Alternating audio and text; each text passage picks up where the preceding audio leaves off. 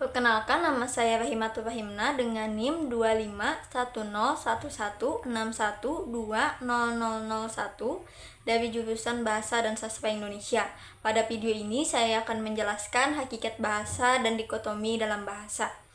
Bahasa pada dasarnya adalah alat utama manusia untuk berkomunikasi. Melalui bahasa, manusia dapat menyampaikan pikiran, perasaan, dan keinginannya kepada orang lain. Oleh karena itu, bahasa menjadi ciri khas manusia yang membedakannya dari makhluk hidup lainnya. Di sini saya akan menjelaskan ciri-ciri bahasa. Yang pertama, bahasa adalah sistem. Yang dimaksud di sini, bahasa memiliki aturan yang membuat bahasa tersusun rapi dan teratur.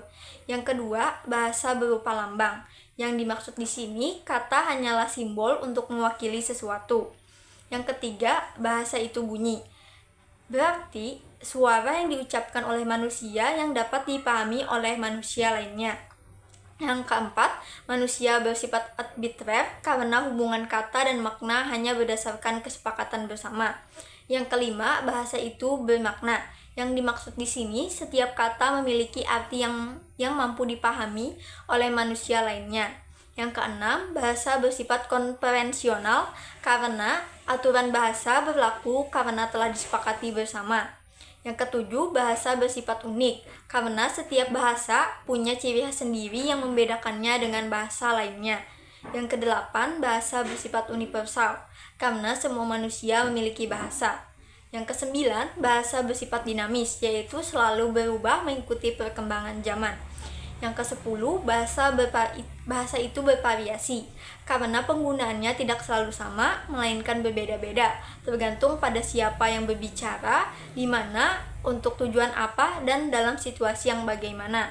Yang ke-11, bahasa bersifat produktif, masih selaras akan bahasa bersifat dinamis karena setiap perkembangan zaman maka akan bermunculan kosakata baru. Yang ke-12, bahasa itu manusiawi, adalah bahasa merupakan ciri khas yang hanya dimiliki manusia dan tidak dimiliki makhluk hidup lainnya.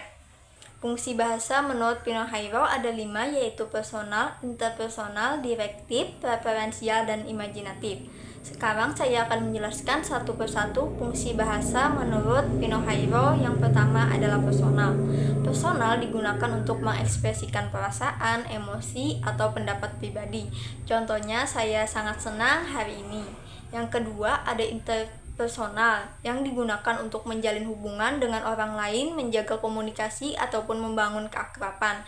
Contohnya ketika menanyakan kabar. Yang ketiga ada direktif. Direktif digunakan untuk memberikan perintah, permintaan, dan larangan. Contohnya, tolong tutup pintunya. Yang keempat ada referensial. Digunakan untuk menyampaikan informasi atau menjelaskan sesuatu. Yang kelima ada imajinatif. Digunakan untuk mengekspresikan imajinasi, kreativitas, misalnya dalam cerita, puisi, ataupun drama. Berikutnya, saya akan menjelaskan fungsi bahasa menurut Halidway. Yang pertama ada instrumental. Bahasa dipakai untuk meminta atau mendapatkan sesuatu. Yang kedua ada regulatoris. Bahasa digunakan untuk mengatur ataupun mempengaruhi orang lain. Yang ketiga ada interaksional.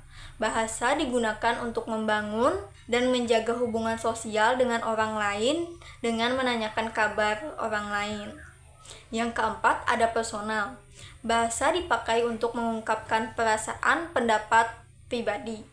Yang kelima ada heuristik. Bahasa digunakan untuk bertanya atau mencari informasi untuk memperoleh pengetahuan. Yang keenam ada imajinatif. Bahasa dipakai untuk berkreasi, berimajinasi, ataupun berfantasi. Yang ketujuh ada representasional, yang berarti bahasa berfungsi untuk menyampaikan informasi atau menjelaskan sesuatu secara objektif. Dengan demikian dapat disimpulkan bahwa hakikat bahasa adalah sistem lambang bunyi yang disepakati, bermakna, selalu berkembang, dan digunakan manusia untuk berinteraksi, bekerja sama, serta menunjukkan identitas dirinya di tengah masyarakat. Selanjutnya, saya akan menjelaskan dikotomi dalam bahasa. Dikotomi sendiri artinya pembagian dua hal yang berlawanan, contohnya seperti siang dan malam. Dua hal ini saling berlawanan satu sama lain. Dalam linguistik, dikotomi bahasa membicarakan dua sisi atau dua aspek bahasa yang berbeda tetapi saling melengkapi. Terdapat beberapa materi terkait dikotomi dalam bahasa seperti langue dan parole, kompetensi dan performansi, struktur dalam dan juga struktur permukaan. Yang pertama yang akan saya bahas adalah langue dan parole. Langue adalah sistem bahasa yang abstrak dan disepakati oleh seluruh masyarakat penutur bahasa tersebut. Terdapat contoh langue seperti tata bahasa dan IED. Selanjutnya, ada yang namanya parole. Parole sendiri berarti implementasi atau wujud nyata dari langue yang telah kita ketahui yang akan kita gunakan dalam kehidupan sehari-hari. Contohnya seperti menggunakan bahasa gaul yang tidak terdapat di KBBI. Selanjutnya ada kompetensi dan performansi. Kompetensi sendiri artinya adalah pengetahuan bahasa yang ada di dalam pikiran kita. Ini bisa berupa aturan-aturan bahasa yang ia ketahui walaupun kadang tidak dia sadari. Performansi adalah penggunaan bahasa dalam kehidupan nyata. Kadang performansi tidak sempurna karena gugup, salah ucap, ataupun lupa kata. Selanjutnya ada struktur dalam dan struktur permukaan. Struktur dalam sendiri berarti kata yang telah kita pikirkan untuk kita utarakan, sedangkan struktur permukaan adalah bentuk kalimat yang keluar saat diucapkan. Contohnya yang ada di pikiran saya suka membaca buku, bisa jadi yang saya ucapkan adalah saya senang membaca buku. Cukup sekian penyampaian saya terkait hakikat bahasa dan juga dikotomi dalam bahasa. Sekian, terima kasih.